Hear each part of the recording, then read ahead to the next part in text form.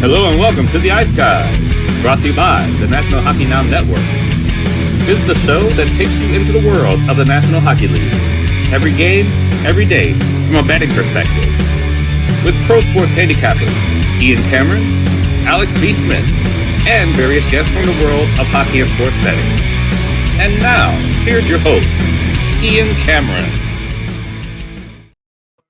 Welcome to the Ice Guys, presented by National Hockey Now. It is Tuesday, November 29th. Ian Cameron, Alex B. Smith, back with you and ready to tackle a 9-game NHL card. A massive Tuesday on the ice and a massive Tuesday for the show. Of course, we've got our daily show, as always, just about to get going here. And again, tonight, we've got another live betcast, our November edition of the Ice Guys live betcast tonight at 7 o'clock p.m. Eastern time. Make sure you tune in and watch the games with us. You know, turn the sound down. You don't need to listen to Jack Edwards. God knows you don't need to listen to Jack Edwards or whoever on play-by-play tonight. Turn them down. Turn that shit down and listen to the Ice Guys betcast. And we'll commentate on all the games taking place, all the action going on, live bets, open bar environment, as always, on the Ice Guys live betcast. Bring your favorite beer or beverage, whatever the case may be. And if you want to join Alex and I on the betcast stream, just send a DM to either him or me on Twitter, and we will send you the StreamYard link for the betcast before the game begins, before the betcast begins tonight at 7 p.m. Eastern time. Now, I find on these betcasts that we've done them now for a long time. We did them every week after the football season last year. We've done a couple this year. I find we get on average of about probably 60 live viewers at our peak, I would say 60 to 70 in that range. Those of you that have been on the fence about joining us on the betcast, and I know there's 60 of you guys watching us usually on the betcast, watching the betcast, but not joining us on the stream. If there's ever a night to join us on the betcast, it's tonight. This is a great slate. There are tons of marquee matchups. Tampa Bay, Boston is a hell of a hockey game on paper. Carolina, Pittsburgh. Both teams kind of up and down lately, but that's a very intriguing game with two teams that are still very capable and good when they're on their game. You've got a battle for second in the Central Division, two of the top three teams in that division and in the entire conference right now, Colorado against Winnipeg. That's a really good game. The Matthew Tkachuk Bowl as he makes his return to Calgary for the first time as a member of the Florida Panthers tonight, taking on the Flames. You know, that is going to be an exciting game filled with storylines. Hell, even the late game, Seattle, the red-hot Kraken against the Los Angeles Kings is a solid game. Join us on the stream is what I'm saying. I mean, everybody that tunes in, even if you only join us for 5 minutes or 10 minutes and say hello. And, you know, we are trying to build a family. We're trying to build a community here. You know, just come on in and introduce yourself. Say, you know, what I like, you know, comment on the games a bit. Tell us how much you like the show or how much you hate the show. It doesn't matter. Hopefully not. But join us.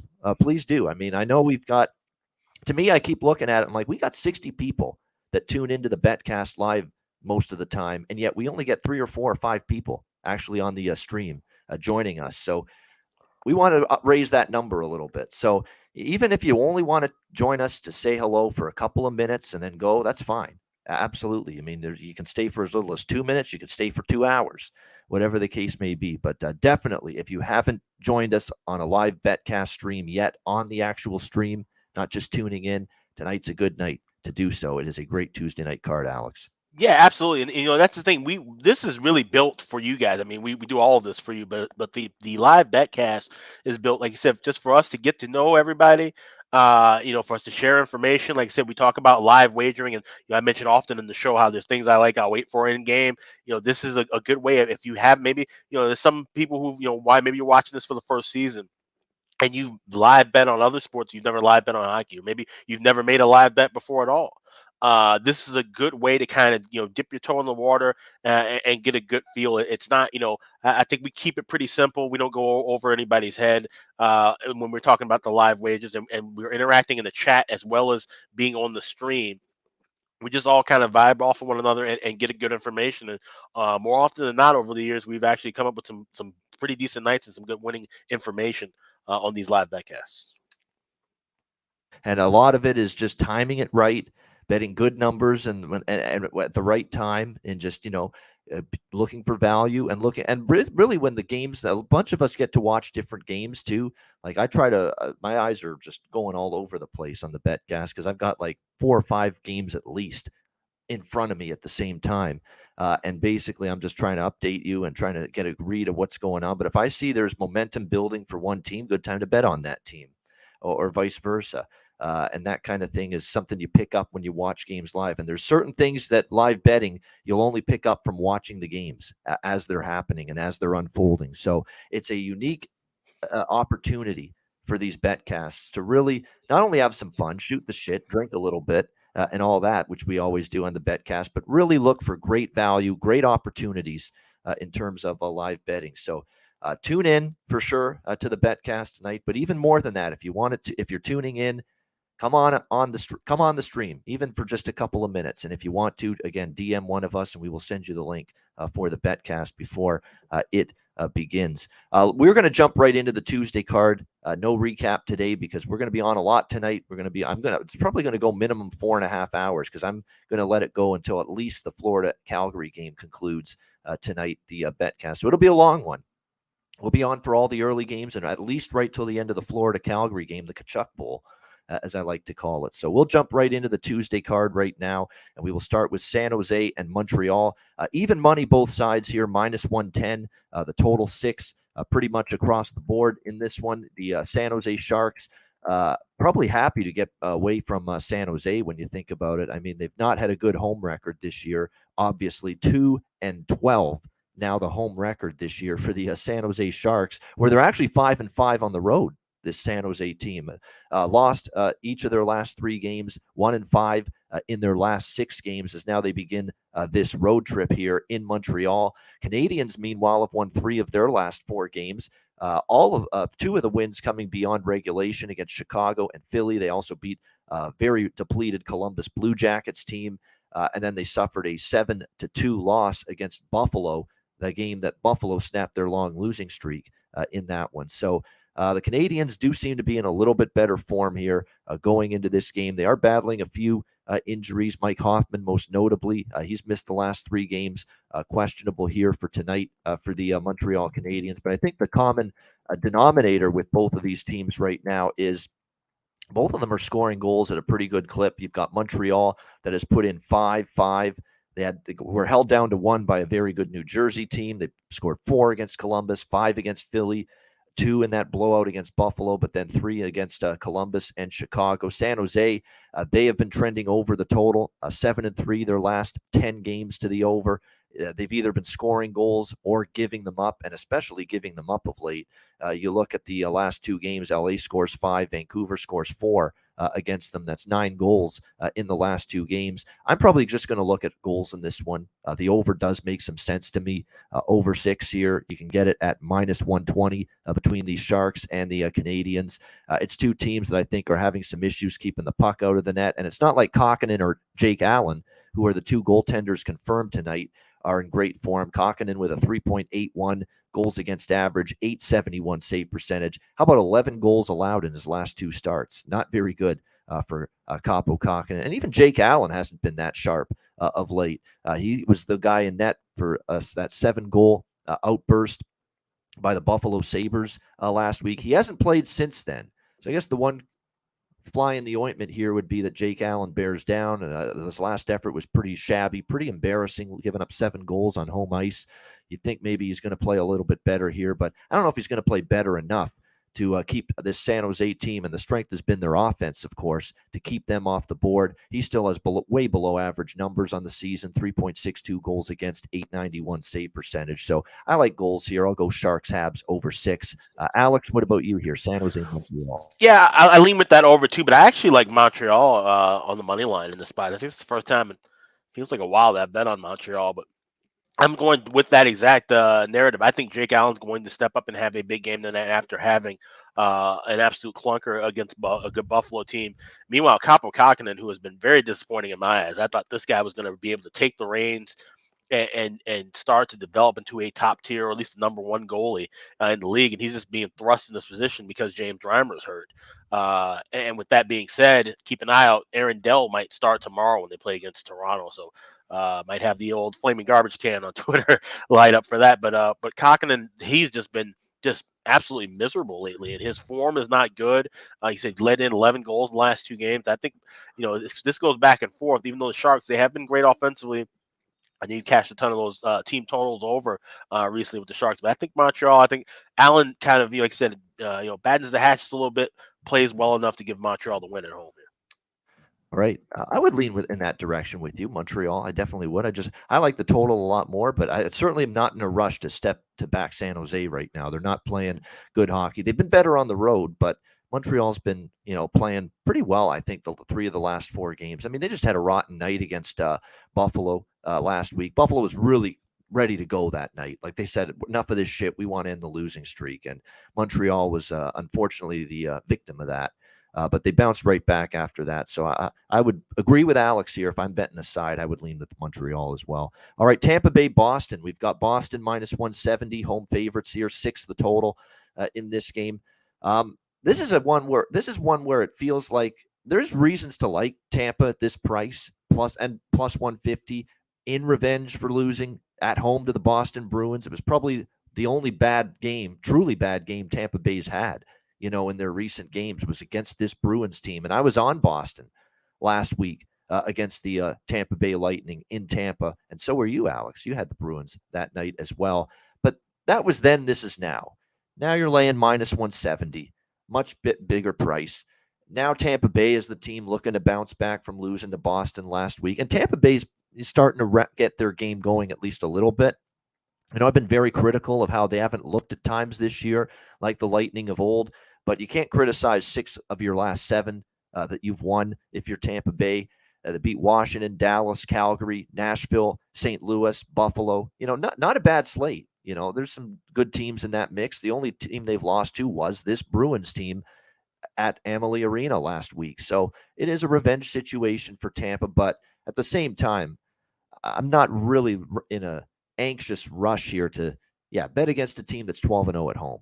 And that's the case here with the Boston Bruins. Although Boston, you look at them lately, squeak past Carolina in overtime. They've had some close calls. They have. And there's been some games, even the game against Philly, you look at it 4-1.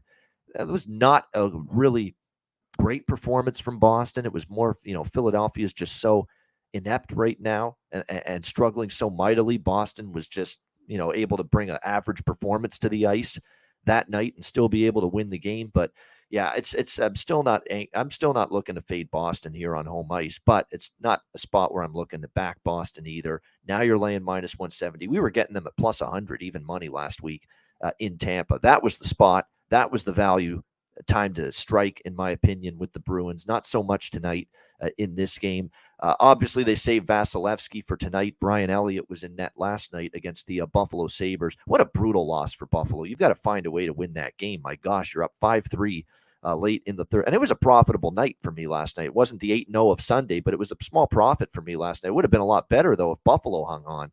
That was very disappointing to see the Sabres not able to hold a 5-3 lead in that game, and they end up losing in overtime to the Tampa Bay Lightning. So Tampa Bay on the back-to-back after that game. Again, the Lightning starting to play a little bit better. I think the Lightning, what's been impressive is they're finally getting their offense really rolling here during this stretch. 6-5, 4-3, 3-5, 6. I mean, they've been 3+ goals in the last 7 games for the Tampa Bay Lightning. So this is probably another over lean for me in this game at 6 minus 120. I think that would be the way I would play it.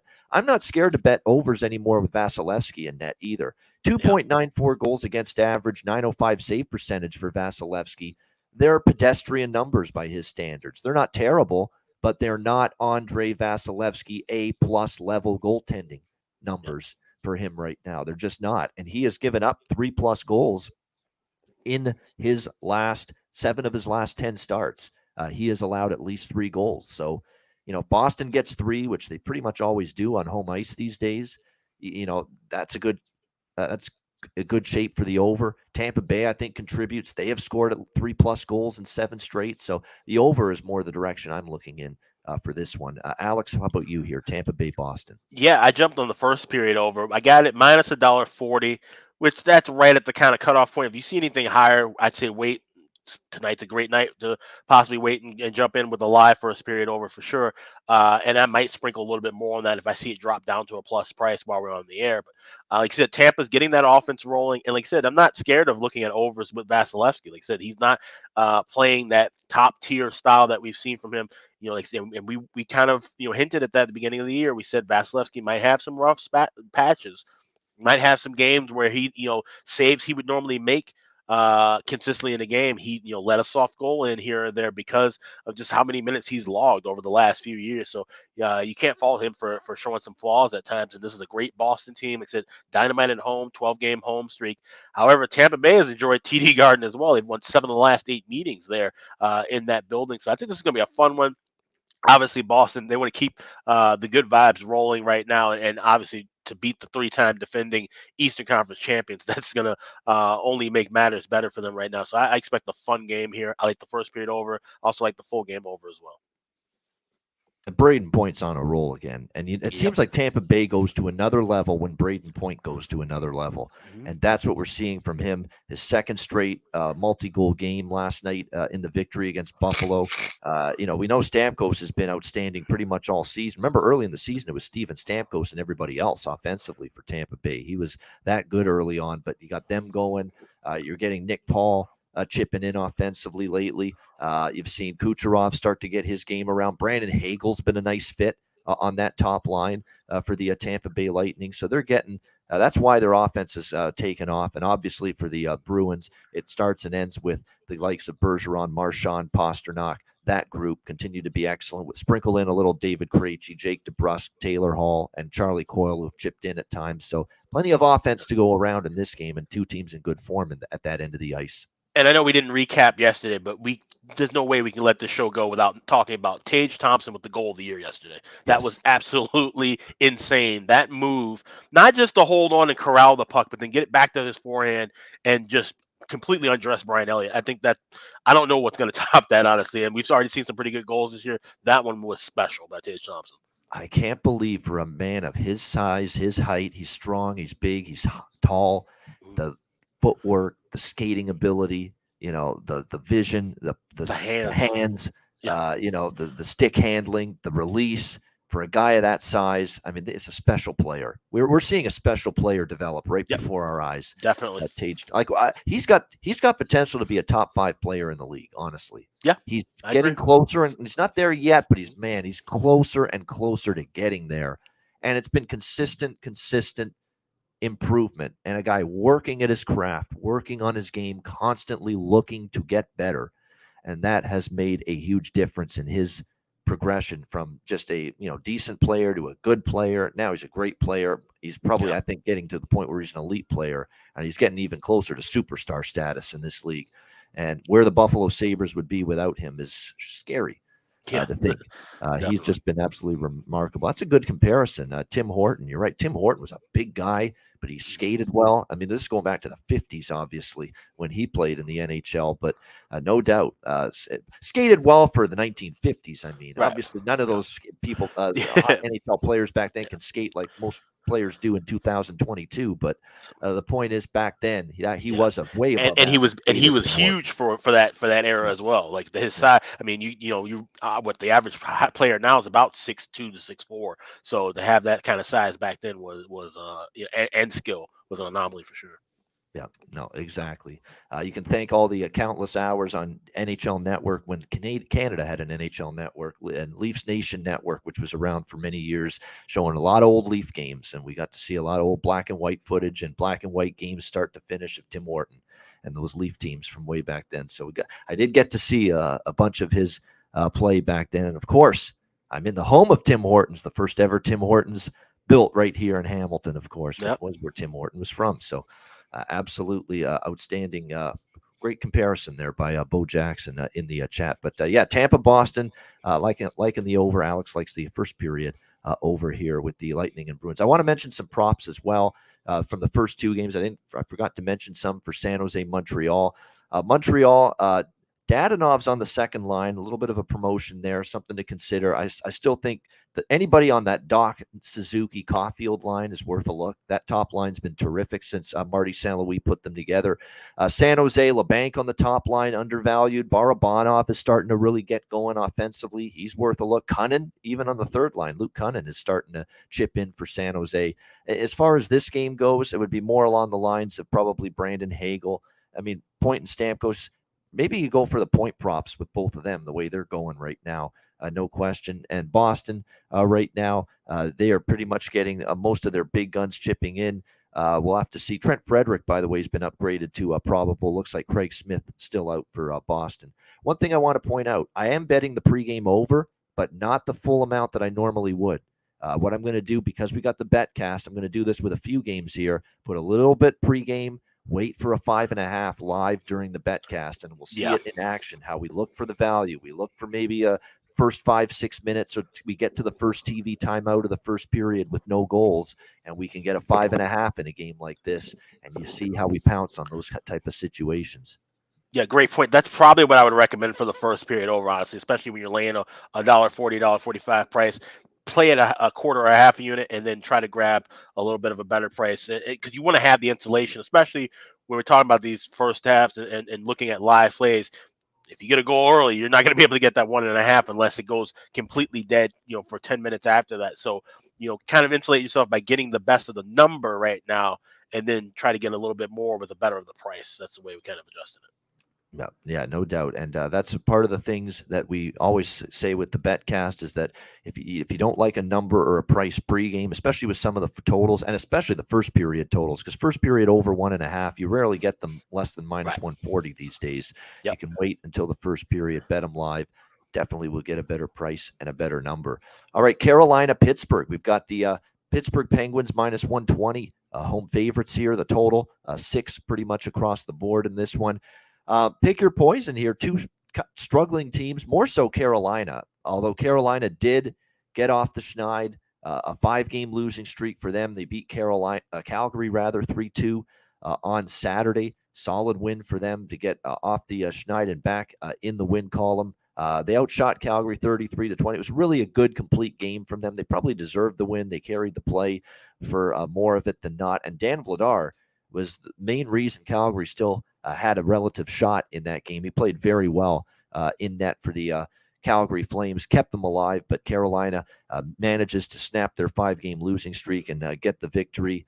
And like Rod Brindamore is right. He said, I thought we got what we deserved. They did. They were better than Calgary. And the power play finally came to life. That was a issue for them in recent games. No question about that. We'll see if Carolina can maintain that momentum carryover. This is a tough game. I mean, I kind of actually lean Pittsburgh, but the thing for me with this game is we've got Carolina, and it's the same angle I took advantage of with Ottawa on Sunday night playing the LA Kings. Team off a long losing streak. They snap the losing streak, and sometimes you get a little, bounce in your step from that, and you roll it over into 2, 3, 4 wins in a row. You might see that from Carolina here tonight in this game. And Pittsburgh, they just saw their 5-game win streak get snapped by the Toronto Maple Leafs 4-1 on Saturday night. A Leafs team that won again last night against Detroit that has been marvelous, even with 3 starting defensemen out, playing great team defense, getting outstanding goaltending. And Pittsburgh walked into that Toronto team and got shut down 4-1 by the Leafs on Saturday night. And we know this team's been streaky as hell all season long. Win streak, losing streak, winning streak, losing streak. Is this a losing streak about to begin for Pittsburgh? That being said, still lean Pittsburgh. This is going to be more of a live betcast game for me tonight. We'll see how it unfolds. I want to see who's sharp early in the game. Maybe that'll tilt me in one direction or another. So right now, just the slightest of leans to Pittsburgh, but no pregame bet for me. Stay tuned for my action on this game on the betcast, because that's where it's going to be. What do you think here, Alex? Carolina, Pittsburgh. Yeah, I only grabbed Pittsburgh pregame because I was able to grab a minus $1.10. Now I've seen it, as high as $1.25. Like I said, I would wait and grab it in game. And that's probably the best way to look at it too, just because of the form in which these two teams have played. You want to see who's going to get off to a hot start. And, I'm probably not going to make it a habit, even though I know he's the third string goalie for right now. But Pyotr Kochetkov starting for Carolina. He's not a guy I want to fade too often. This guy's got pretty good form. Like I said, he's still taking time to develop, but his mechanics for a rookie are probably right there in the top with Logan Thompson, some of these other guys. He's the guy who's definitely NHL ready as far as his style of play goes. He just needs more time and seasoning. So with that being said, I'm taking a shot with Pittsburgh because they got a better price. Anything at minus $1.20 or higher, I'd say wait and try to look for a live play. All right, yeah, exactly. This is really going to be a good game for the betcast because I think you're going to see some opportunities present themselves during the game. I think pregame it's tough to read. I want to see if Carolina, I might look at a Carolina first. I think Carolina could take the lead early with the momentum they got from the Calgary game. So I'm honestly looking at maybe Carolina first period tonight, but I'm going to wait till the betcast because I want to see the first 5 minutes. I want to see Carolina just be on the front foot early, a little boost, a little pep in their step from snapping the losing streak against Calgary, and I want to see it carry over to tonight. And if I see that kind of strong start, they're in the offensive zone, they're generating chances, they're not giving Pittsburgh all that much, then I might look toward Carolina first period. That's my early strategy when it comes to this game come the betcast tonight. Yeah, and even with the first period over, I mean, it's as cheap as $1.30. You may be able to grab a solid plus price, something in the plus 120 or higher range if you like that. If you think Carolina can at least score early and grab some of that value, so there's definitely, like I said, some options for sure with the with live wagering night. I'm glad this game is going to be on when we're on the air. Yeah, exactly. Marty Necas has been excellent. I'd roll with him from a prop standpoint. Stefan Nason, I still think he's tremendously undervalued, and he's still in the top 6, plays on the power play. He's getting chances. He did score against Boston over the weekend. I don't think you could go wrong looking at a value look toward him. As far as Pittsburgh goes tonight in this game, Jason Zucker has been probably one of their better offensive players during this run. Brock McGinn's been capable. Ryan Poehling actually is someone that really stepped up for them for a couple of games there. So don't sleep on his contributions offensively, even though he's only playing on the 4th line for Pittsburgh. So there's a couple value options you could look toward there. Islanders and Flyers next up. We've got the Islanders minus 185, road favorites, 5.5 the total in this game.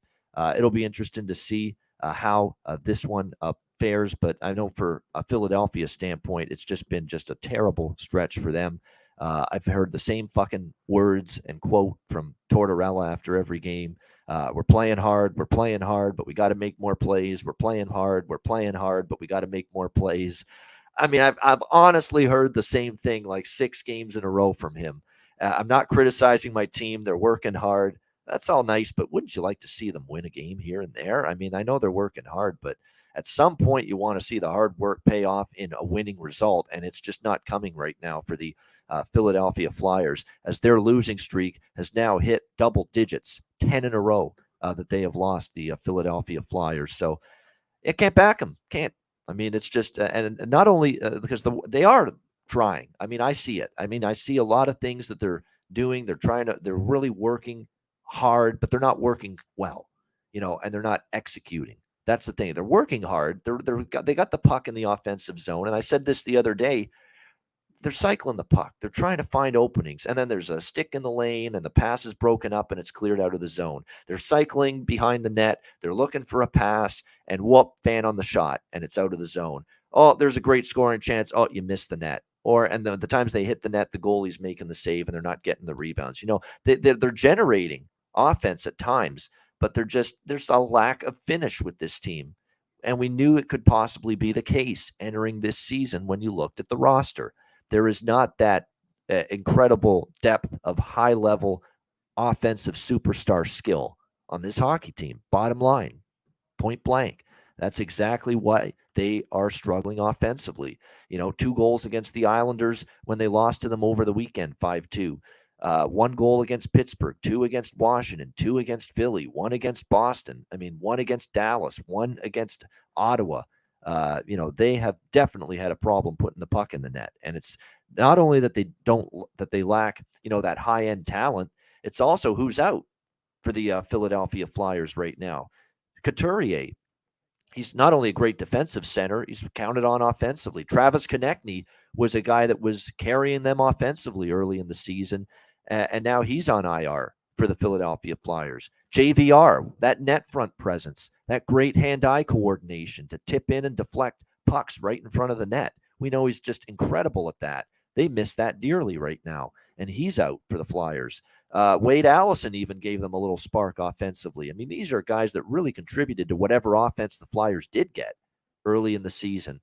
And now without them, it's just been a chore for them to try and score goals right now. And the center ice position, as I've said many times, it's decimated. You've got a Hayes, Frost, Cates, and Sedlak starting top four centers.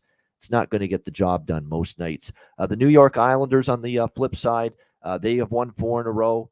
They've had a pretty solid bounce-back season for Lane Lambert. 15-8 they are now on the season, the Islanders. Playing well, 7-5, winning record on the road. I know Philadelphia revenge is going to be on people's minds if you're thinking about backing the Flyers, but I can't do it right now in this game. It's probably going to be a pass because you've got the now, keep in mind, I like the over the last meeting. I said it on the show on Saturday. Thought the over was worth a look because you had Sandstrom in net and Varlamov. You had two of the, weaker goalies, I guess, if you could, on each team. Well, now you've got a Sorokin Hart matchup. And Hart's been a little bit susceptible lately, not nearly as good as he was early, but Sorokin's been just phenomenal. He's been absolutely terrific. I don't like the idea of taking an over with him in net right now. You look at the way he's played, 4 goals allowed in his last 3 starts. He's been terrific all season for the Islanders in net. So this is going to be a pass for me all around. Maybe we get involved in it on the betcast, but nothing as of right now. Alex, what do you think here, Islanders, Flyers? Yeah, I was tempted to try to take a small shot with the draw at plus 345. When you look back at the history, in the last 16 meetings, 9 of them have gone to overtime. But like you said, the Flyers are just having so many issues right now. It's hard to think, can they even keep afloat and hang with this team for 60 minutes and force overtime? I'm not really sure. So it's more likely going to be a pass for me, as well. Like I said, we'll see what develops when we're on the air. But right now, it's just nothing. All right, nothing here early for Alex either with the Islanders and the Flyers. Although I will say from a prop standpoint for the Islanders, and I've missed the boat at times taking a shot with him to score, and usually I've ignored it because he's a defenseman.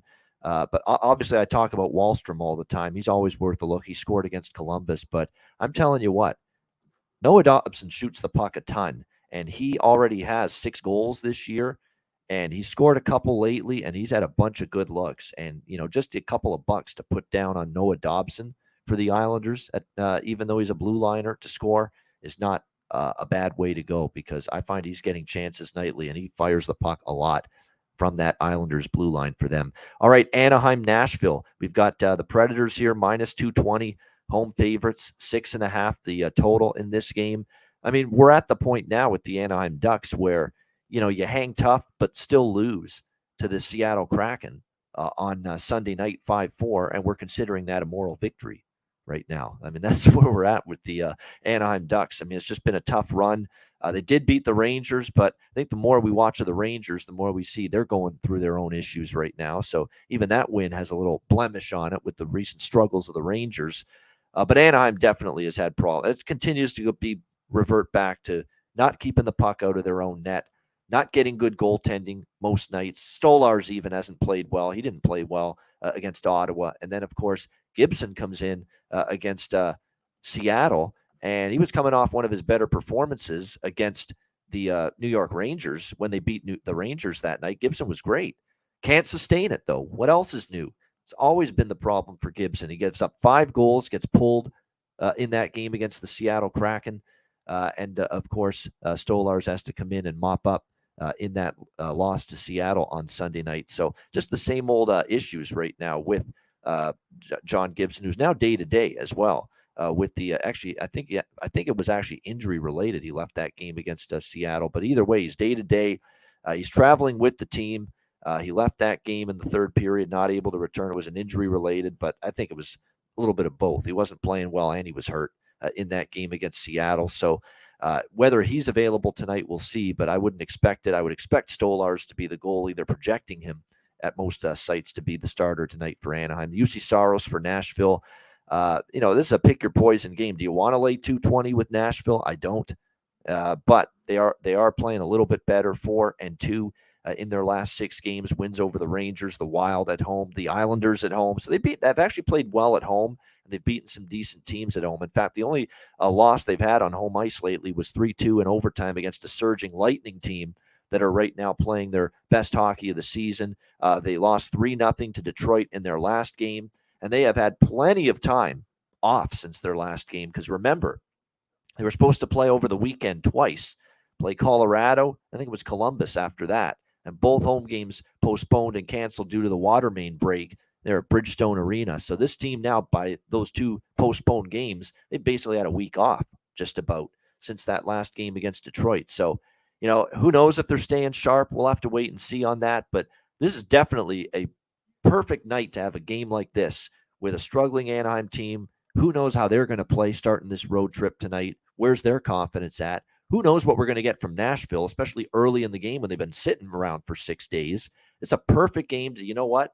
Let's come on the betcast with us tonight, and let's see how this game starts out. And we'll make some live betting decisions from there in terms of who's sharp, who's on their game.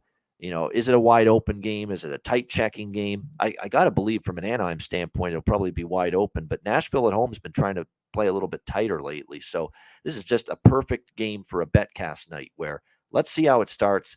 Let's bet based on what we see early in the game rather than make a pregame move. What do you think here, Alex? Anaheim, Nashville. Yeah, this is definitely one of the games that I normally would circle on any given night to bet live. And like you said, with that layoff for Nashville, we've seen, the mandated 5-game layoffs over the last few years. Well, obviously, you take out the pandemic shortened season, but when we've seen these teams off 4 or 5 days, you tend to see a little bit of rust, and the rust is more on the back end than the offense. So with that being said, I'm circling over alive. Definitely don't want anything to do with 6.5. We should be able to get this down to 5.5 laying a price, or if we even see a spot with 6 at some plus money potentially. That's the angle that I'm looking at here. And Nashville has done very well against Anaheim. Looking back at the matchups, they've 10-4 the last 14 meetings, including 7-1 in Nashville. And like I said, now Gibson, I think that's almost addition by subtraction now that he's hurt out day to day. Give Stolarz a chance, because this is a guy who, actually proved to be a decent backup last year in different starts. Maybe if he can get hot on a roll, that would be a good thing to give Gibson some rest. But we still got to wait and see it. Like I said, that was one year for him. Maybe he's kind of reverted back to his normal regression of just being average or below average goaltender. So Nashville can take advantage of that. And like you said, Anaheim would like to play more wide open, but we don't know if we're going to see that from Nashville right away. Maybe Anaheim can get on the board early, and then Nashville comes back. So this is a perfect storm, if you will, for live betting. We might be able to get a chance to get Nashville at a much better price if Anaheim can jump on them early and they show a bit of rust, and we might even be able to get a better price and better number on that over as well. Yeah, I mean, it's to me, it's a great game for a betcast night, because I think there's a lot of uncertainty for me, and it sounds like it's the same way for you with this game before it starts. Let's see how it begins, how it unfolds. We're talking about a struggling Anaheim team. I mean, you're basically, you're definitely taking a leap of faith, trusting them right now. But at the same time, Nashville at this price and a team off a 6-day layoff, that's not always conducive to success, right? So let's see how this one plays out early. I think it's definitely a good game to just sit back, watch the beginning of the game, the early part of the first period, and then make a move after that. Based on observations as the game progresses. All right, next up here, we've got one of the better games here on the slate tonight, definitely. We've got the Colorado Avalanche taking on the Winnipeg Jets, 2 of the top 3 teams in the Central. The Dallas Stars, believe it or not, leading the Central Division right now. Colorado in the rears of Dallas, but Winnipeg right there as well. I mean, maybe one of the slept-on teams right now in the NHL are the Winnipeg Jets. And the Rick Bowness era, I didn't think it would be the ravishing success it's been so far, but it has been. And now Colorado -140 road favorites tonight, 6.5 the total in this game. Tempted by the Jets. Don't know if I'll bet the Jets. This is another game where I might wait to see pregame, and they've actually done all right against Colorado. They've won the last 2 meetings, including earlier this year. They won in overtime in Colorado 4-3. I mean, this team's playing really well right now, the Jets, and they're 7-2 on home ice. and they're plus 120 on home ice tonight. So I find there's some value in this price with the Jets and the way they're playing right now. And Hellebuck's been solid for the most part in net. And right now they've got Kyle Connor's just rolling right now. Remember, everyone was worried. Where's Kyle Connor's offense? What's going on with his struggles? Are you worried anymore? He's gotten it rolling. He scored in 3 straight games. He now has 6 goals in the last 6 games for the Winnipeg Jets. He's been absolutely terrific. I mean, this is a team that's playing good hockey right now. Colorado, the one thing that would concern me about Winnipeg is you've got Colorado very rested following this game because they had the Nashville game postponed. They played Dallas on the weekend on Saturday night. They beat them 4-1, and they've had 2 days off. And you do have Winnipeg coming home off a road trip, right? So that's not always the best spot either for the Winnipeg Jets. So that's why I'm leaning Winnipeg. I haven't pulled the trigger. I'm going to see how they start early in this game. I want to see how Colorado starts because if you're the Avalanche, you do know that the last time you played the Jets, you lost to them on home ice. Does that spur a good effort from them here tonight in this game? And I'm also waiting for goalie confirmation. Because to be honest, the idea of fading Georgiev right now, and yes, you're not hearing things, the idea of fading and betting against Georgiev right now is not appealing. He's playing excellent. I mean, this is definitely the best hockey of his goaltending career. This is better than anything we saw with the Rangers. This is better than the early part of the season with Colorado. He has been spectacular, especially here the last, I would say, the month of November. November 5th, 1-3-3, 0-2-1, especially the last 3 games. Washington, Dallas twice, giving up 3 goals in the last 3 starts combined. It's been really sharp, really, really excellent. On top of it, not giving up bad rebounds. Rebound control's been impeccable. He's square to the shooter. He's moving really well in between the pipes as well. He's just done everything that's asked of him, and he's making actually a couple of really outstanding saves as well. Not just the routine saves. He's making the harder saves as well right now for this Colorado Avalanche team. So definitely when I look at this matchup here, Colorado-Winnipeg, I think the value is a little bit with the Jets. They're playing well. They're at home. They're 7-2 on home ice this year. But I'm going to wait to see who's in that. If it's Francouz, I'll probably pounce on Winnipeg, actually. But if it's Georgiev, I'm going to be a little bit more hesitant because he is right now in a massive zone at the moment for the Avalanche. What do you think here, Alex, with Colorado Winnipeg? Yeah, based on what I'm seeing, it's confirmed. It's going to be Georgiev and Hellebuck. I'm seeing that on goaliepost.com. And I know everybody this is a great goaltending matchup, right? These are 2 guys who are, at the moment, Vezina Trophy candidates, really carrying their teams along. Both have 10 plus wins on the year. I actually think we're going to see this be a little bit more of a high scoring affair, to be honest. We've seen 5-1 to the over in the last 6 meetings with these 2 teams. I would lean with Jets, even though, like I said, coming back home off of a road trip, that's always a little bit dicey. But the home team in this series, 24-9. So that's definitely been a strong lean. Colorado just 3-8 the last 11 playing in Winnipeg, and the Jets, like you said, they've hung tough, 1-2 of the last 3. And 2 of those last 3 have also gone into overtime or shootout. I think this can be a good back and forth game. This is a great game for the live betcast as well. You get some better adjusted numbers on the totals, first period and full game. First period over 9-3 the last 12 meetings between these 2 teams. Right now, you'd only be laying about $1.38, $1.28, or $1.30, depending on where you shop around. Wait just maybe 2-3 minutes into the game, and you get a plus price with that. So that's more than likely what I'm circling for live wagering purposes. Even with these 2 goalies being great, we've seen a history of where these 2 teams, they're division rivals. They get a little physical. Winnipeg's always been kind of a bigger team, like to bully some teams around. Maybe there's some power play chances, and you can't afford to give Colorado too many power play chances. They will bury you with those. So this might be a good game where we can get some value live with the first period over and maybe even the full game as well. Yeah, absolutely. To me, look, the total. I got the total wrong, by the way. The total is 6 in this game. It's not 6.5. That is a typo if you're watching on YouTube. The total is 6 in this Colorado and Winnipeg game. I'll change that right now. There we go. But it's 6 shaded to the under. You're not going to have to wait long. If we get even just 2, 3, 4 minutes of scoreless hockey at the beginning of this game, you're going to get a 5.5, and that's when I strike on over 5.5 in game. So another perfect spot for the betcast tonight for sure. And that's one of those things too. And I know we kind of talk about this back and forth a little bit because I know you will tend to wait more for a line to drop and hit plus value, where I will sometimes sacrifice a little bit of that value. I'll lay $1.20, $1.25 to get the better of the number. So, and that's the thing. That's why we have the betcast to kind of go about, because sometimes it's better to wait for that plus price. Sometimes you see the paces going at such a style where, hey, this is a good strike range. Let's grab it now, because a few minutes a goal comes in, you're not going to get the number or the value. So that's one of the things that we kind of go, I guess we could say, back and forth with a little bit.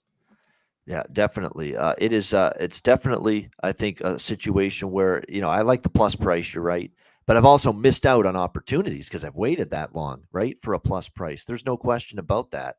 I've seen instances where I'm waiting for plus 100, I'm waiting for plus 110 or plus 120, and then goal, about 30 seconds earlier, and you miss it. And you said, man, maybe I should have taken it at minus 120 or something like that. So. But that's the way it is. Live betting is all about time. You're not always going to get it right with your timing. You're not always going to, bet it when you should have, and you're going to miss out on the odd opportunity here and there because you're a little bit late on the trigger.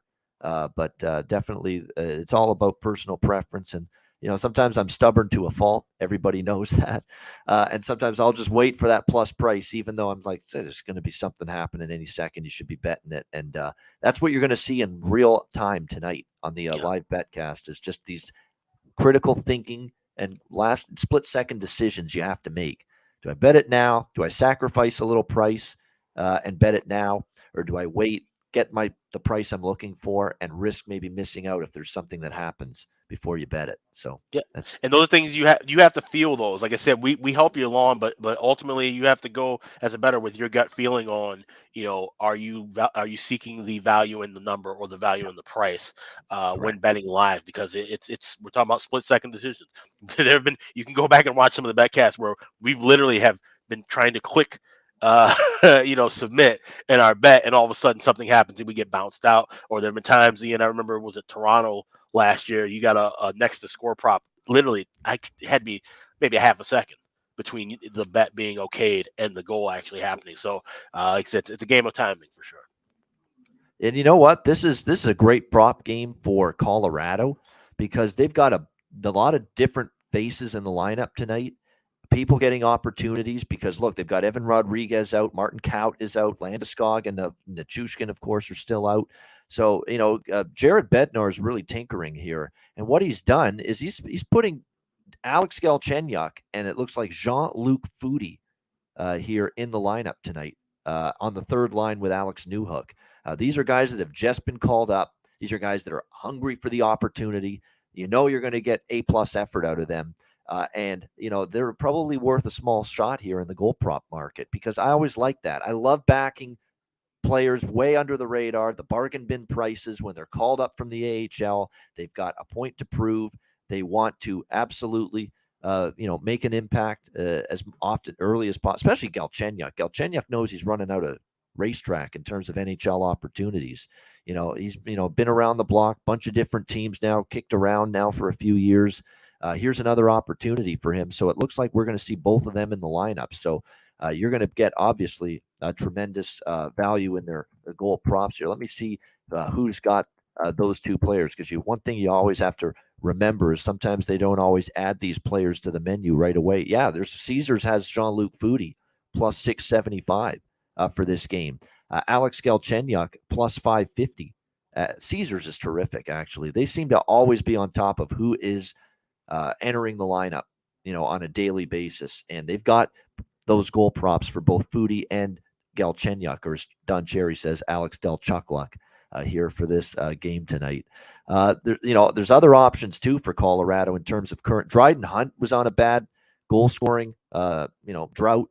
He found the back of the net the other night. You might want to even take a little shot with him to score a goal tonight. I mean, talking about some nice bargain bin options here. Logan O'Connor has been capable lately for the Avalanche. And of course, Lehkonen has been really good lately with McKinnon and Rantanen on the top line. In terms of points especially, he's got 3 goals in the last 6 games, and he has 5 points in the last 4 games for the Colorado Avalanche. And as on the Winnipeg side of things, as far as the prop market goes tonight, for them, Morgan Barron is moving up to the top line with Pierre-Luc Dubois, PLD, and Kyle Connor here for this game on the top line. So keep that in mind. More ice time for him. He had 3 shots on goal and an assist in the last game. He does only have 1 goal for the Jets, but they're high on his upside long term. Again, he looks like he's going to be playing with Pierre-Luc Dubois and Kyle Connor on the top line tonight. Morgan Barron for the Winnipeg Jets. So that's probably your great value look on their side of the fence tonight in terms of goal scorer props in this Colorado and Winnipeg game.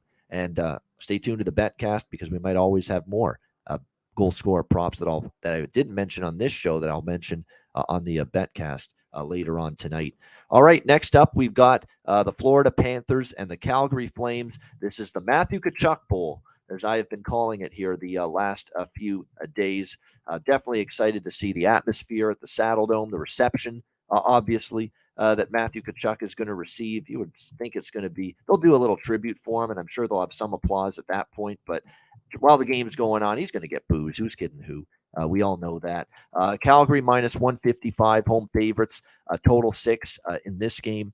It's funny, I was listening to a Flames podcast just actually right before the show. Just happened to be listening. It just popped on my YouTube, and it was Frank Saravalli was on it with the guys, Rhett Warner, and they do a Flames podcast. Daryl Sutter apparently has been really hard on the players lately, really trying to push them. He knows they haven't been playing well in recent games, and they haven't always been playing poorly. They just haven't gotten the results, and that's been the main thing. There's been some games they've played well, but they've lost. Many games where they've played well, but they've lost. I don't think you can say that about the game against Carolina. They got outplayed. They were outworked by Carolina, and apparently Daryl Sutter wasn't thrilled that 3-2 loss. Whereas the Washington game, the Pittsburgh game, I thought they played well enough to win in those games, but didn't. They didn't play well enough to win, in my opinion, against Carolina, and they lost that game. So Daryl's kind of cracking the whip a little bit. And then Frank Saravalli on the podcast, Alex, he made this comment that was, and that's the thing with Sutter. He's an odd duck. Let's be honest. He's an oddball. He's a little out there at times. We know he's got a quirky personality, no question about that. And when you look at what he said just the other day, he was talking about one of the teams they were playing, and Frank Saravalli's right about this. Does it rub some of his players that aren't from this part of the region the wrong way on his own team, where he says, oh, it's no wonder they're a good hockey team. He says it in his, well, it's no wonder they're a good hockey team. They're from Western Canada, a lot of those players.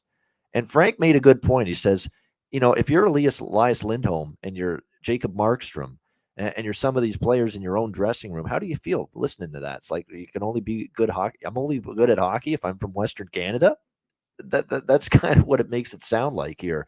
If Daryl Sutter's saying something like that. So it's just an odd comment to make. It's no wonder they got good players from Western Canada.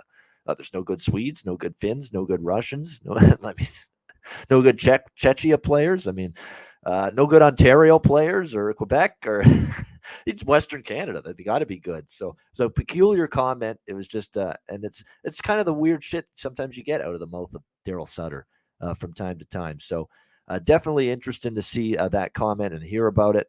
As far as this game goes, Calgary somehow, some way is finding ways to lose hockey games right now. And it's not a team I'm in a rush to lay a $1.55 with coming off a road trip as well. You got Florida, though, not playing great, 1-5 in their last 6 games. That was a horrible loss last night against Edmonton. They didn't even play that well. They probably didn't deserve to win. I think it was actually the Lord Gambler and the hockey gods came in there and said, you know what, Edmonton's been the better team tonight. They should win this game. And sure enough, they tied it in the final seconds with Evan Bouchard. And then, of course, in overtime, great 2-on-1 rush, McDavid and Draisaitl. They finish it off. They win 4-3 in that game. It was pretty much a tough loss for Florida, but they were outplayed by the Edmonton Oilers. And, their defensive play is really falling apart. They blow the game against St. Louis. They blow another game against Edmonton. They give up 9 goals in those 2 games. They give up 5 to Columbus, a bad, riddled, depleted Columbus team, 5-3 last week. So they're really scuffling at the defensive end. The penalty kill's been lousy. They've given up a power play goal now in 4 of the last 5 games. That's concerning at this point in time for Florida. So you got 2 teams that are struggling here. And you've got Calgary off a long road trip, not a bet on spot. A struggling Florida team, second of back-to-back games, not exactly a bet on spot. And you've got Bobrovsky in net here, who's not a bet on goaltender in my mind right now. You look at his numbers for the season, 4-5, 3.62 goals against average, 888 save percentage. Don't like that. So what I'm going to do with this game is I'm going to go Calgary team total over 3.5. That's the way I'm going to play it. I think this has to be a spot for Calgary here to get their offense going, and I don't trust them to win the game right now because Vladar is one of those goalies. He's in net tonight for the Flames. Great one night, kind of not so good the next game. He can have those kind of tendencies in his performances. So I'm going to just go with the team total. That way I can not have to worry about whether they win the game or lose the game, plus also not have to worry about laying minus 155, which I do not want to do. So I'm going to go Flames team total here over 3.5 in this game, and just trust this team on home ice to finally hopefully have a breakthrough offensively and get to 4 goals against a struggling Panther defense. At 5-on-5, they're struggling. On the penalty kill, they're struggling. And obviously Bobrovsky, goalie Bob, has way below average numbers so far this year. So Flames team total is the way I'm going to approach this one, over 3.5. Alex, what do you think here? Florida, Calgary, the Matthew Tkachuk Bowl. Yeah, it's going to be a fun one. I think we're going to see some goals. I think we're going to see a good pace and intensity. Like I said, 2 teams struggling, but in different facets. And like I said, Calgary team total. That's the only way you can look if you like the Calgary side. But I just like the full game over a bit more. 6 is a good price at minus $1.20. But like I said, we will be on the live cast, so I'll wait and grab a 5.5. Like I said, this is one where I don't need a plus price. I'll grab 5.5 at $1.20 or $1.25. I'm just getting the better number. Get off of the at the hook so 6 cashes for me basically. But this is definitely going to be a fun game. I think we're going to see some good pace and intensity. And like I said, Sutter's comments. I mean, he's an old school guy, and you always hear folks from Western Canada. I've been watching hockey forever, but folks from Western Canada always kind of hype up folks from Western Canada. It's almost the same thing like football players in Texas, kind of the same thing. So I don't think he meant any harm by it. It's just more of a just this is tough Western Canadian kids. I've always heard that phrase said from older hockey heads for years. So I think that's what he meant by that. But this just could be a good, fun-paced game. Like I said, glad we'll be on late for that one. And Tkachuk, Huberdeau, looking at the guys that were involved in that trade. If there could be any kind of point props or whatever. I don't know if I'm gonna dip into those much. But it's definitely going to be, like I said, all eyes are going to be on Tkachuk when he has the puck. They're going to be booing him left and right, and it'll be interesting to see what happens. I'm interested to see what happens between the whistles too. If he's going to kind of be chippy with some of those guys, and will he take a dumb penalty, or maybe he'll be able to draw a penalty. I think that's kind of really the impact we'll see from him tonight. Yeah, this is not normal. Normally, I'm not interested in a plus 180 being the best price available for a guy to score a goal, but I'll obviously be betting that tonight, Matthew Tkachuk. Plus 180 for the Florida Panthers to find the back of the net. He did last night. He's definitely going to want to score one back at the Saddle Dome, where I'm positive he is going to be getting booed in this one. So, he's definitely going to want to do that again, and he's probably going to do that again like he did last night, like when he scores a goal. I can't hear you now, but at the end of the night, he ended up losing the game. And it's worth noting, too, Barkov, he's been out the last 2 games. He's day-to-day. He's questionable tonight. We don't know if for sure he's going to return tonight or not for the Florida Panthers. But we talk about they miss his offense. Well, they miss his defense every bit as much. He is a terrific defensive center, one of the better ones, honestly. So, and look what they've looked like defensively against St. Louis and Edmonton without him. Can't hold leads in both games without Alexander Barkov. So, yeah, they miss his offense. I think they miss his defense even more. They've got other players to, get the offensive side of it done. The defense, that's a lot that is on his shoulders every night to be responsible away from the puck when he's on the ice, and they miss that.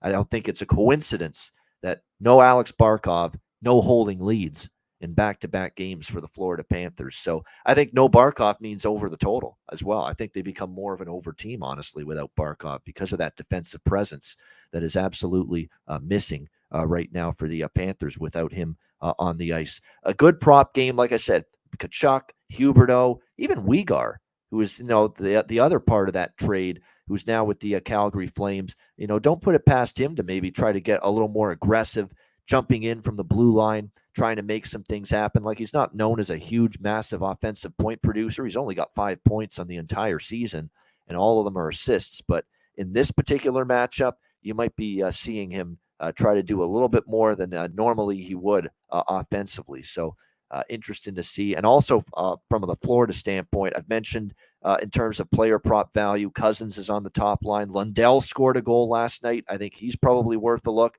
Heponiemi and Kulmint Luostarinen. I've talked about them a bunch.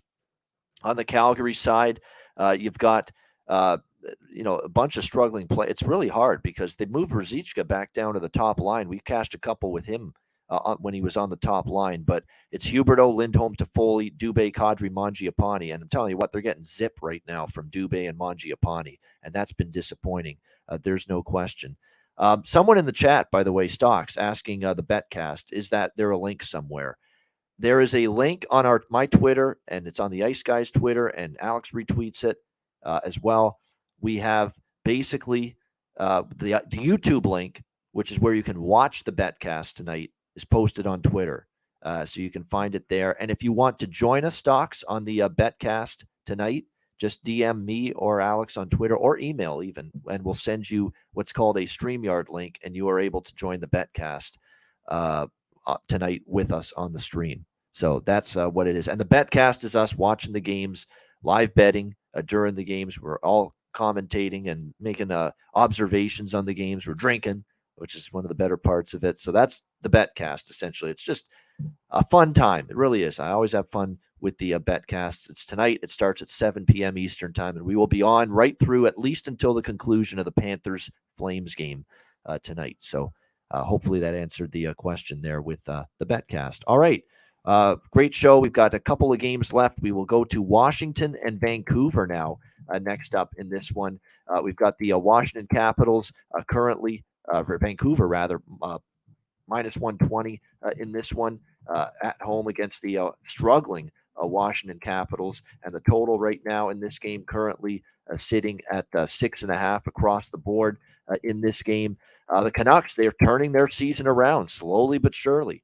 And you're seeing this team play some better hockey here, entering this matchup, winning 3 in a row, 5 of their last 6. Washington, on the other hand, they did win a couple in a row against the Flyers and the Flames, but could not keep it going against the surging, the hottest team in the NHL, the best team in the NHL right now, the New Jersey Devils. They lose 5-1 in that game. We'll see if Washington can start this road trip on a winning note, but I have my doubts. This is a team that is 2-9 on the road this year. Not only have they struggled overall, they've been absolutely dreadful on the road for the Capitals this year. So now they play this red-hot Vancouver team. But I'll be honest, Alex, while this is Canucks or pass for me in this game, this is a spot that has me a little queasy about Vancouver. You just played this great road trip. Perfect road trip against some really good teams, Colorado, Vegas, San Jose, not so much, but especially Colorado and Vegas. And then you won the back-to-back game against San Jose. You came back from a deficit to win that. You turn around now. This is your 3rd game in 4 nights. You've had a lot of travel. It's definitely a negative spot for Vancouver, just situationally and scheduling-wise. But I don't know if Washington's good enough to take advantage of it right now. They're just not playing good hockey. They've been brutal on the road, as I mentioned. They're still without Tom Wilson. Their best defenseman, Dmitry Orlov, is still out. Hagelin, Connor Brown, Backstrom hasn't played yet this year. I find their offense has been dormant at times. Their high watermark lately has been scoring 3 goals pretty much in a lot of their games. Defensively, it comes and goes for them as well. So, yeah, definitely I would only back Vancouver in this spot, but this might be one of those games where I don't bet it pregame. I look to see how the Canucks come out early in the game because I especially worry about that first period. I actually don't think Washington first period is the worst bet in the world. That could be something you look at. They're starting a road trip. They want to get off on a good, strong note, I think, especially early. Vancouver could be a little bit vulnerable early in that first period from the return home from that great road trip. So, Capitals first period situationally, it makes some sense. But man, the team is bad right now, and their road record's dreadful, and I don't think I could get behind it, even though there's some things that point to this being a spot advantage for the Capitals tonight. What do you think here, Alex? Washington, Vancouver. Yeah, this will definitely be a pass. There's other spots I like more on this card. Spencer Martin confirmed.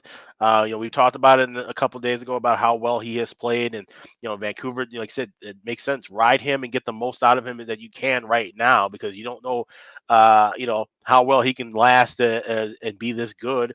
And conversely, you're giving Demko some rest. You want him to get back into form. He's your big money guy, your number 1 goaltender. So This is definitely good for a live betting opportunity. Want to wait and see how these two teams kind of jump out and develop. Like I said, the Capitals, I mean, they're just so bad and so slow. They're a team that just I haven't had a good feel with all year, and really have done better fading rather than backing. I mean, they do. They look like they lose puck battles. They look like it's an effort to win any sort of foot race situation for a loose puck. They have absolutely been disappointing, underwhelming this year, whatever you want to call it, and that is definitely something that would concern me regarding backing the Capitals here. Like I say, they've definitely got a spot advantage, scheduling advantage, no question. But there's no doubt Vancouver in better form, and Vancouver putting a win streak together. And like I say, fading these red hot teams and what quote unquote might be a trickier spot or a bad spot hasn't always been working out well this year. That team has still found ways to win the game. So that would be the concern for me here with the taking Washington, is that it's just not a given that these teams that are playing well come home in a tricky spot and lose. Those teams have somehow found ways to win, and Vancouver's certainly playing well. In terms of props tonight, Kuzmenko and Mikheyev stand out. Horvat obviously is just every night. He's not a bad option at all any night to bet him to score a goal. Bo Horvat's been incredible, but especially Andrei Kuzmenko and Ilya Mikheyev, because those two are starting to heat up right now offensively for the Vancouver Canucks. That is definitely something you want to see. They're getting that secondary, third scoring options right now from those two guys. Definitely worth a look, in my opinion, both of them, to find the back of the net tonight for the Vancouver Canucks. All right, the final game of this Saturday, and it's not LA San Jose. We'll change that. It is Seattle taking on LA. The red hot Seattle Kraken. I mean, next to New Jersey, could you make a case for Seattle being the second hottest team in the NHL right now? I mean, my goodness, what a run for the Seattle Kraken. They put me through a little bit of nervous moments the other night against Anaheim. That was a back and forth game, a wild one. They had a comfortable 2-goal lead multiple times, and Anaheim came back and tied it, but eventually Seattle got the win against Anaheim. A great run it's been. And now they go to LA to take on the Kings. LA minus 125, home favorites, 6 the total in this game. Again, this is another situation kind of like the last game a little bit, where you've got LA maybe in a little bit of a scheduling advantage. They're rested. They're at home. They're in revenge for losing to Seattle last week at Climate Pledge Arena. But at the same time, I'm not interested in fading Seattle. I'm just not. They're playing great hockey. They have won 9 of their last 10 games, 5-game win streak. The road record's been marvelous for this team, 7-2 on the road now for the Seattle Kraken. They've been road warriors essentially all season long. They've been absolutely terrific offensively, been so impressive offensively. Seattle, 3+ goals during this win streak in each game, and they're getting contributions really from everybody. Matty Beniers, a goal and 2 assists against Anaheim. Daniel Sprong down the lineup gets a goal. Wenberg's been great lately. Jared McCann is finding his offensive game lately. Eberle's been outstanding. Jaden Schwartz has had a solid season offensively. There's just so much to like right now with where this team is at, the Seattle Kraken offensively. And their defensive game during this time, it's been more good than bad. They've had a couple games, like they gave up 5 to San Jose. They gave up 4 to Anaheim. I think they probably want to clean that up. And I'm sure Dave Hackstall, the head coach, would say, hey, we want to play a little bit better defensively than that. But for the most part, they're playing both ends of the ice well, and they're getting good goaltending, including from the guy that's in net tonight. Martin Jones has had a shockingly pretty solid season for the Seattle Kraken, although the last 2 starts have been a little bit more shaky on his part. He did give up the 4 goals against Anaheim. He did give up 5 when they beat San Jose 8-5. So that's 9 goals given up by Martin Jones in the last 2 starts. So he's not nearly been as effective here the last couple times he's been in net. But overall, still for the season, his numbers are solid for the Kraken. 2.58 goals against, 903 save percentage, and 11-5 for the Seattle Kraken with him in net this season. So I think when you look at this matchup here, it's Seattle for me, honestly, at plus 110, plus 105. That's what I'm going to go with here in this game. And look, the LA Kings certainly are going to want to turn it around. They've lost 4 of their last 5, but I've not been impressed at times with the problems they've had defending lately. They've had some breakdowns defensively. We saw them give up 5 to the New York Rangers, which wasn't very good. They've been a little bit hit or miss. They missed Gabe Vilardi. Let's see if he plays. He didn't play the last game. He's dealing with an injury currently, and we know how important and vital he's been to the LA Kings' early season success. So that's definitely something they've got to overcome. But, more than anything, it's like if it ain't broke, don't fix it type of approach here for me. Seattle playing well, and their absolute best on the road, especially. I'm going to roll with them once again here tonight at plus 105 to plus 110. And as far as the props go, like I say, any of those players I mentioned earlier about the Kraken, Schwartz and Eberle and Wenberg and McCann and Beniers, I mean, you could just do a little dabble on all of them, and I'm sure you're going to hit a couple of them because they are just getting so many contributors right now at the offensive end of the ice. For the LA Kings, I think you go with the big guy, Arthur Kaliev, who has really been someone that's taken the mantle in the absence of Vilardi. Really stepped up offensively. I can't believe the play is still in the bottom six on this group. He's got to get more ice time. He got 2 goals against Ottawa. He's gotten 3 points in the last 2 games. He is definitely shooting the puck a lot. I think he is one of the more undervalued goal scorer player prop options at the moment for this Los Angeles Kings team. No doubt Arthur Kaliev would be that guy for the Kings. Currently plus 350 to plus 360 in a lot of spots to score a goal tonight. And like I say, he has definitely been heating up in recent games for the Kings. Alex, what do you think here? Seattle, LA? Yeah, I like this over at 6 minus $1.20. I was just laughing before we got on the air, looking at different the goalie projections for the night and to see Martin Jones 11-4-1 and then John Gibson 4-12-1. I mean, if you had told me that at the beginning of the season, I would have thought you were absolutely insane. But here we are, Martin Jones playing some outstanding hockey and keeping things afloat for Seattle. And like I said, it's a bit of a rapid revenge spot for LA. 2 teams that are battling for supremacy in that Pacific Division, which, like I said, I knew it was going to be a tight race, but I did not think Seattle was going to be part of that mix for sure. I think this is going to be a game where we see a lot of goals back and forth. Quick hasn't been the sharpest of late either. So like I said, this feels like it could definitely be a bit of a track meet. I think 6 minus $1.20 is a good value. Yeah, Jones is starting to fall back a little bit. That's the one concern too about maybe taking Seattle tonight is like the last 2 games haven't been his best in between the pipes. They look like the old Martin Jones that we bet against routinely. Right. Not Martin Jones that's been giving up, 1, 2, 3 goals regularly through most of the month of November. All of a sudden, these last 2 November starts, it's looking like the Civ-like Martin Jones is returning because he gave up the 5 to San Jose, 4 to Anaheim, 9 goals in the last 2 starts. So I don't hate that overlook at all. And of course, Seattle's been scoring goals in bunches lately. So definitely the over is where I would lean as well with the Kraken and the Kings. All right, there we go. That's the Tuesday card. Again, we are back at 7 p.m. Eastern time for the live betcast. Again, we implore you. I mean, definitely tune in. But if you're tuning in, try to get on the stream with us, at least even for just a few minutes to say hi, introduce yourself, tell us who your favorite team is, what, how long you've been betting NHL for, that kind of thing. We're trying to build a bond with our viewers and our listeners and a nice community-like atmosphere here with the Ice Guys show. So if you plan on tuning in and you want to join us on the betcast stream tonight, make sure you DM me or Alex, and we will send you a StreamYard link for the betcast before it begins tonight. So looking forward to that for sure. It will be a lot of fun. And it's a great night for it. Like I said, we've got some big time matchups: Bruins, Lightning, Canes, Penguins, Avalanche, Jets, and of course the Kachuk Bowl, Panthers, Flames. And don't sleep on that late game either. Seattle, LA could be a pretty entertaining game as well. So lots of good games tonight on this Tuesday slate, and a great night to have another Ice Guys live betcast. All right, patreon.com/Ice Guys, $10 a month. Make sure you sign up. Daily betting card there, goalie charts, totals charts, and more. Plenty of bonus content and a lot more coming up in the new year. Patreon.com/Ice Guys, just $10 a month. Also want to mention iceguys.myspreadshop.com. 6 more days left. You can get 15% off anything in the store and free standard shipping. So that's iceguys.myspreadshop.com. We've got t-shirts, we've got caps, we got stickers, we got all kind of cool stuff that you can get for your holiday shopping needs. All right. Yeah, exactly. Great time to buy some merch at the store. I mean, we're less than a month now before Christmas, and you don't want to wait till you don't want to be a last minute Christmas shopper.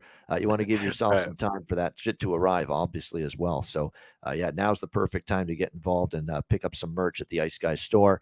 All right, best bets now to wrap it up for this Tuesday show. Of course, we're back, though, for the betcast tonight at 7 p.m. Eastern. Alex, what do you like for best bet? You know what? We're gonna go. We're gonna go with Montreal minus $1.10. Like I said, it's the first time I bet them all year, but I think this is just better form, better spot. San Jose is just awful. Kaapo Kakkonen has not even been remotely as good as I thought he would be. Put into this spot. Obviously, it's a bad team, but I just thought he would be in better form. Jake Allen coming off of a really bad game against Buffalo. I think he gets into to better form tonight and leads the Habs to victory on home ice. So give me the Habs minus $1.10 is my best bet. There you go. Montreal Canadiens minus 110 against the San Jose Sharks. Best bet for Alex B. Smith in that one. And my best bet, we're going to go to that late night game. We cashed a best bet winner with Seattle on Sunday in regulation against Anaheim.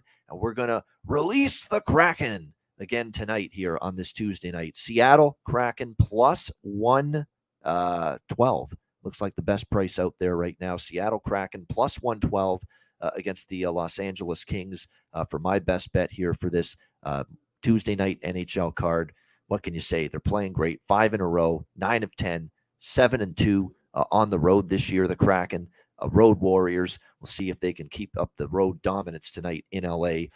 Seattle plus 112 against Los Angeles for my best bet. That'll wrap up this edition of the Ice Guys. Thanks to everyone in the chat for joining us. Hit the like button on the way out. A reminder, the Ice Guys is live 7 days a week, Monday to Friday, 2 p.m. Eastern, Saturday and Sunday, noon Eastern. If you can't watch the show live, download the Ice Guys podcast in audio form on all major podcast platforms: Google Podcasts, Apple Podcasts, Spotify, Stitcher, iHeartRadio, Amazon Music, and more. Download the Ice Guys podcast when you can't watch the show live. And join us for the live betcast tonight, 7 p.m. Eastern. It'll be a fun night and hopefully a profitable one from a live betting standpoint as well. For Alex B. Smith, I'm Ian Cameron. Have a great Tuesday. Enjoy the games and good luck. We'll see you in just a few hours for the Ice Guys live betcast starting at 7 p.m. Eastern tonight, presented by National Hockey Now.